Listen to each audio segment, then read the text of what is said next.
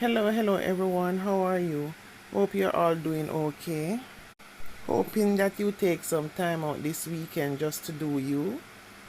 As with all the hustle and hard work, we have to remember to stop even for a moment and just love yourself. You are worthy. So guys, my friend was giving me a story and I listened in awe, and then I was going through social media sometime after and realized that this is a real thing happening. It is as serious as a heart attack, and it is something that is going on in Jamaica right now that is more common than we know. People seeking long-term rentals are now being targeted by scammers, presenting them with fake contracts and giving unsuspecting persons tour of properties that don't even belong to them, then taking off with their deposits and leaving them disappointed, hurt, and scammed. Even though some still are finding it hard to believe that they were scammed just so.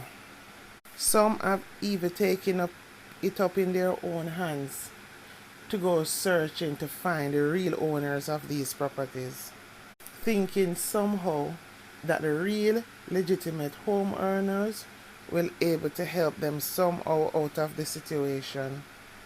The situation has led to the renewal of calls by the authorities for potential tenants to be extremely vigilant, as there has been many reported cases of scammers fleecing people of tidy sums of money. Some were even asked to deposit funds before even being allowed to view properties, then disappear. Here is one such example: a St. Andrew businessman who lost $150,000 in one of the property rental scams. After almost 5 months of trying to find an apartment to rent, he thought his good luck when he was offered a modern, centrally located and affordable accommodation in a nice regional area, easy travel to work, as he lived in Spanish Town. And the traffic in the morning to come to Kingston is horrific. Anyway, there were some strange aspects to obtaining the property that was strange in how the transaction was done.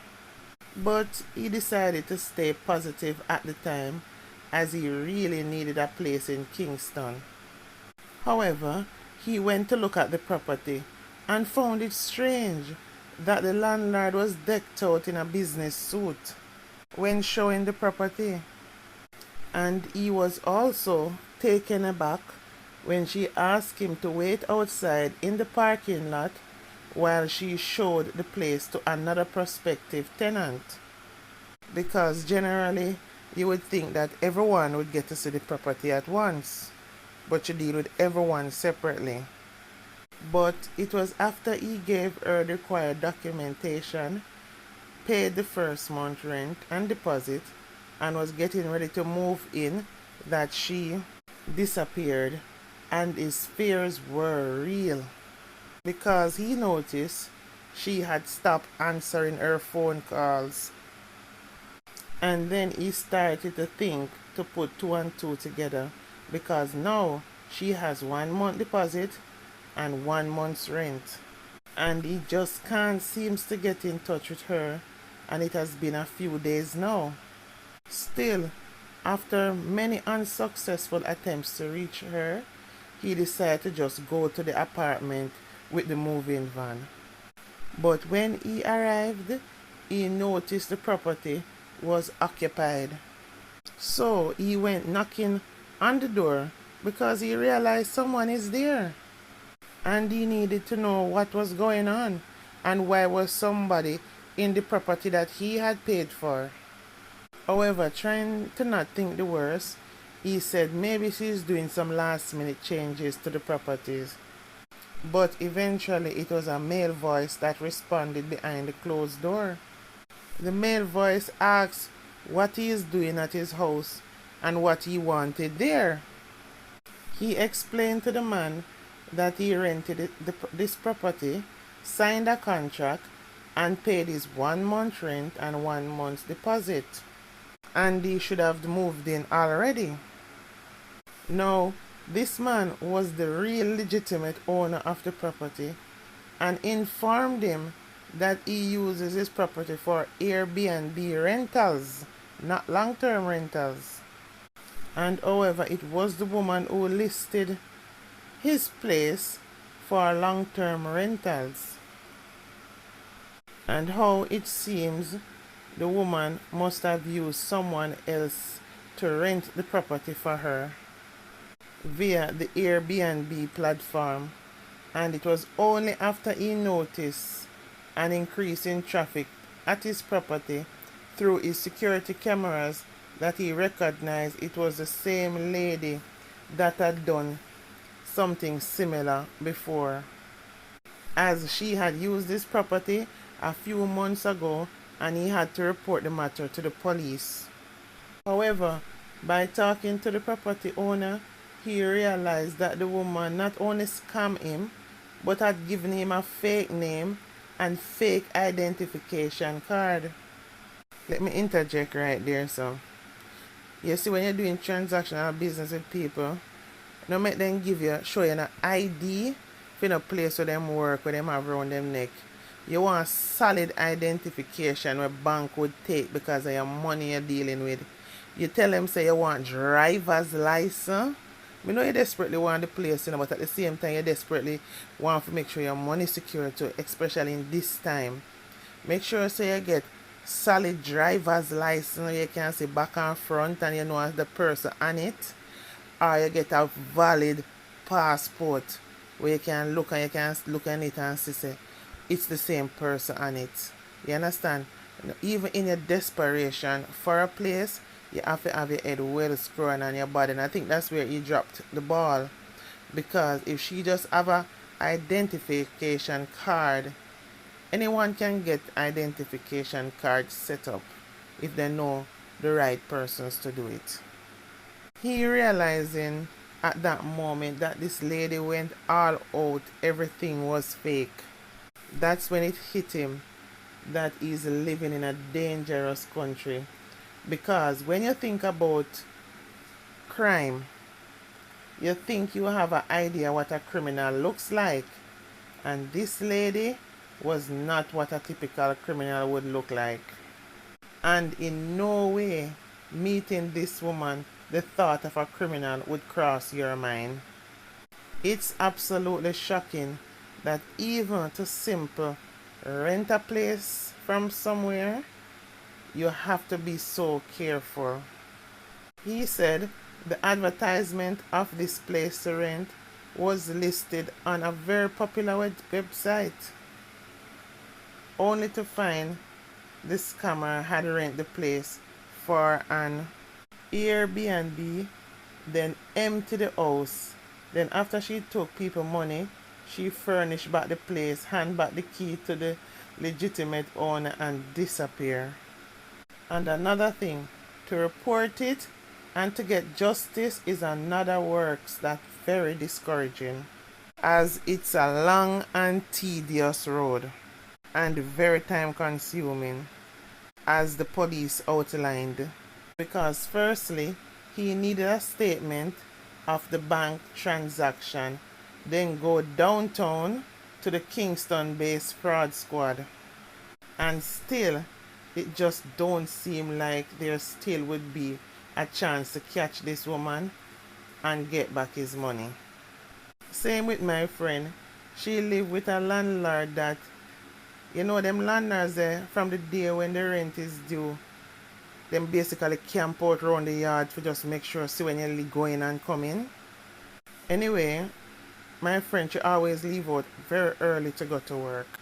And on the morning when her rent would be due, this woman would get up early before daylight and water every stone in the garden because she knows that the girl goes to work very early. Remember, the day not done yet, And the young lady could be when she come back in the evening, she going to pay it. It don't have to be before daylight in the morning. Anyway, she gets fed up of her being like that. And the said landlord, if a holiday is coming up, the landlord would start harassing her that holiday coming if she can't get the rent a little earlier. She brighty and the rent not due yet, you know. So she just had it with this landlord. Anytime she buy anything new put in the house, the woman would make comments along the line of she have money. I remember when as a young lady, she taking time buying up her things. It's not necessarily have money, but she building herself. But a lot of these landlords don't have nothing to do. Them just sit there and watch every movement that the tenants make. That's why I always tell people, if you can avoid renting a place where the landlord live there too, are the best thing you ever do for yourself. More peace of mind. Anyway, she heard about an apartment renting and went to look at it. Lo and behold, she paid a deposit as the lady told her only if she made a deposit she can hold the place for her, as the place was being painted up and fixed up, and telling her that many people have been calling and coming by. So to ensure that she would get it, she do as the lady say, pay 1 month's rent. Anyway, few days later, the lady called her and told her she should come and pay the first month rent now. Remember, she paid the deposit already, so it will be the first month's rent now. So I tell her, make sure when you go pay the first month rent, now you go pick up the key now, because the place must done fix up. When she came back with a receipt, but no keys. She said the lady said she can come and pick it up weekend, which was a few days away. So I asked her if the place don't finish fix up and painted. She said yes. Me say, my girl, call the lady and tell her you're coming for the keys. Here she to me now. You can't live so, you know. You have to trust people sometime. And what benefit the lady would get lying to her. So I said, your money and no house for you. She then started to debate with me, telling me how the lady can lift up the house and move it. However, I convinced her to call the lady and tell her you're coming to pick up the key, as you won't be around weekend to pick it up, if you even tell her it that way. Generally, when she hadn't given the lady the second set of money for the rent, as she ring the lady phone answer like the woman sit down there waiting on the phone to ring. What changed now? So she used my phone to call her and it answered. She said, why I can't get you on your phone? The woman said, I think you have the wrong person. And it's her cousin that she wanted, as her cousin is the one that is renting the house and she's not there at that moment. But my friend was adamant it's the same voice, is the same woman that is answering the phone telling her that it's not her, it's her cousin. You know, so my friend it get hot now and confused. So my friends keep saying to the lady, but it's your voice this. Hear the woman now? Plenty people say we sound alike, but she not here. But she will give her the message that she called. I said to her, my girl, listen to me. First thing in the morning, go to the house. Don't wait. Would you believe it? When she went there to the house, the same place that she done pay rent and deposit for, there was about 4 to 5 other people there saying they did the same thing. My friend called me, losing it, cussing, angry and anxious. At that moment, I wanted to say to her, I told you so, but it was just not the right time to do that. She ended up not going to work that day, as she was determined she wanted to get back her money. And you know the thing is, The woman never presented herself. A man instead came and said it was more than one place they have, and one person is going to get this place, but they will call them to go look at other place as soon as it becomes available. She was determined that she can't wait because this place is what she had paid for. She go to the police station. When they call the phone number, the same woman answered the phone and told the police that it was a bureau that helps people to get place to rent. And without their money in hand, they were not able to get the place for them. So that is how they do it. And that's what she had signed up for. One bag of go and come, go and come, go and come. As my friend says, she never signed up for nothing like that. The only thing she signed up for is the same place that she went and saw. That's the place she was expecting to get. So even going to report it to the police was not much help either.